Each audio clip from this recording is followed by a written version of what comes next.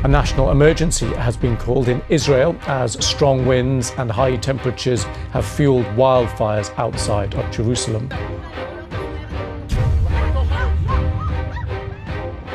جب ایک ظالم قوم حد سے بڑھ جاتی ہے تو کیا صرف انسان ہی چیختے ہیں یا زمین بھی لرز اٹھتی ہے؟ آج ہم جس حقیقت سے پردہ اٹھانے جا رہے ہیں وہ محض کوئی واقعہ نہیں، یہ قدرت کا پیغام ہے، یا پھر شاید اللہ کریم کے عذاب کی ایک جھلک۔ فلسطین کی ماؤں کی آہیں اور ان بچوں کی لاشیں جو کبھی سکول جایا کرتے تھے اور آج ان کی تصویریں قبروں پر لگی ہوئی ہیں۔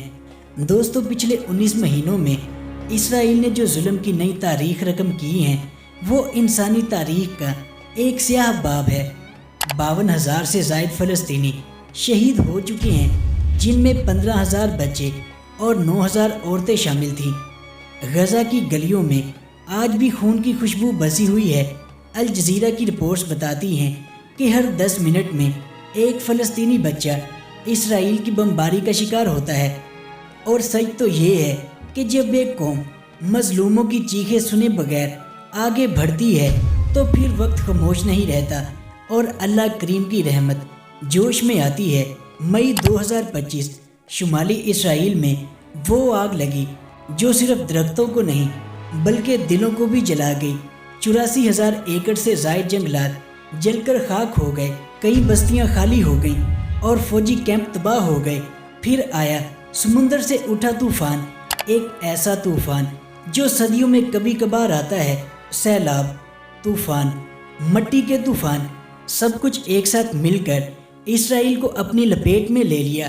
اللہ پاک قرآن مجید میں فرماتا ہے، اور جب ہم کسی بستی کو ہلاک کرنا چاہتے ہیں تو وہاں کے خوشحال لوگ فسق و فجور کرتے ہیں، پھر وہ بستی عذاب کے لائق ہو جاتی ہے۔ اور یاد کرو قوم عاد کو جب انہوں نے سرکشی کی تو اللہ تعالیٰ نے ان پر ایک تباہ کن آندھی بھیجی جو ان کو جڑ سے اکھاڑ لے گئی۔ یہ محض کہانیاں نہیں دوستو، یہ تاریخ کی گواہیاں ہیں۔ قوم نوح، قوم عاد، قوم ثمود اور قوم لوط، ان سب نے ظلم کیا، فساد پھیلایا، اور آج کیا اسرائیل اسی راہ پہ نہیں چل رہا؟ دوستو، اسرائیل کی قیادت اب کہہ رہی ہے کہ ہم غزہ پر مکمل قبضہ کریں گے اور فلسطینیوں کو ہجرت کرنے پر مجبور کریں گے، لیکن وہ یہ بھول گئے ہیں کہ اللہ تعالیٰ ظالموں کی چالوں پر نظر رکھے ہوئے ہیں، اور وہ شاید اپنی طاقت پر گھمنڈ کر رہے ہیں، لیکن آسمان والا جب چاہے ایک آگ، ایک طوفان اور ایک زلزلہ اور سب کچھ ختم کر دے۔ جیسے فرعون کی فوجیں دریا میں غرق ہوئیں، ویسے ہی وقت کی فرعونیت آج بے بسی کی تصویر بنی ہوئی ہے۔ عذاب الہی کی اس چھوٹی سی جھلک نے اسرائیل کو مدد کا محتاج کر دیا، اور اب ہمسایہ ملکوں سے بھیک مانگتا پھر رہا ہے۔ اسرائیلی وزیر اعظم نیتن یاہو نے اس صورتحال کو قومی خطرہ قرار دیتے ہوئے ایمرجنسی کا اعلان کیا۔ آگ بجھانے کے لیے 163 زمینی ٹیمیں، 12 ہوائی جہاز اور فوجی دستے تعینات کیے گئے۔ بین الاقوامی مدد کے طور پر اٹلی، کروشیا، اسپین، فرانس اور دیگر اسرائیلی دوست ممالک سے فائر فائٹنگ طیارے بھیجے گئے۔ 2025 کو جنوبی اسرائیل کے علاقوں میں شدید بارشوں کے باعث سیلابی صورتحال پیدا ہوئی۔ نیگیو صحرا اور ایلات کے علاقوں میں سال بھر کی بارشیں ایک ہی دن میں ہو گئیں۔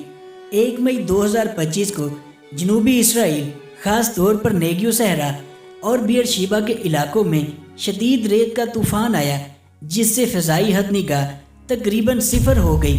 اس طوفان نے نہ صرف عام زندگی کو متاثر کیا بلکہ فوجی آپریشنز میں بھی خلل ڈالا۔ دوستو، یہ سب نیوز رپورٹس جو بھی آپ نے سنی، کیا یہ سب اچانک آپ کو ایک اتفاق لگتا ہے؟ نہیں دوستو، یہ محض اتفاق نہیں بلکہ صاف اور واضح اللہ تعالیٰ کی مدد ہے جو ہمارے مسلمان بہن بھائیوں کے لیے، خصوصاً فلسطینیوں کے لیے آسمان سے نازل ہوئی۔ اور ابھی کچھ ہی دن پہلے یہودی مسجد اقصی میں داخل ہوئے جو تعداد میں 500 سے زائد تھے۔ مسجد اقصی کے صحن میں داخل ہو کر تلمودی رسومات ادا کی اور اسرائیلی جھنڈے بھی لہرائے۔ آپ صلی اللہ علیہ وآلہ وسلم نے ارشاد فرمایا، قیامت اس وقت تک قائم نہ ہوگی جب تک میری امت کے کچھ لوگ بیت المقدس میں جہاد نہ کریں گے اور وہ حق پر ہوں گے۔ یہ حدیث بتاتی ہے کہ مسجد اقصی کے لیے جدوجہد قیامت کے قریب جاری ہوگی۔ ایک طرف صاف صاف نظر آ رہا ہے کہ اسرائیل پر اللہ کا عذاب نازل ہونا شروع ہو چکا ہے، تو دوسری طرف بہت سی پیشن گوئیاں پوری ہوتی نظر آ رہی ہیں کہ قیامت قریب ہے۔